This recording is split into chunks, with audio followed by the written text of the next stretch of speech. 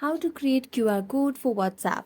Hello everyone, welcome to this channel. I'm Emily and I'm here to help you out today.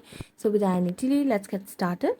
Now first of all, make sure that you have an updated version of the WhatsApp application on your device. So for that, just go to the Play Store application and search for WhatsApp on your search bar. So as you can see, I have an update available for my device. So I'm going to tap on update, and after getting it updated, all I'm going to do is go to the WhatsApp application on my device. Then tap on the three dotted lines at the top right corner of the screen. Then tap on settings. After tapping on settings beside my profile, what you can see is the bottom down button and the scanning side. So just tap on the scanning side, just tap on that icon, and here you'll be able to see the QR code for your profile. And that's how you create a QR code for your WhatsApp. So thank you so much for watching this video. If you enjoyed it, don't forget to like, subscribe, and hit the bell notification for more updates. That's it for today. See you next time.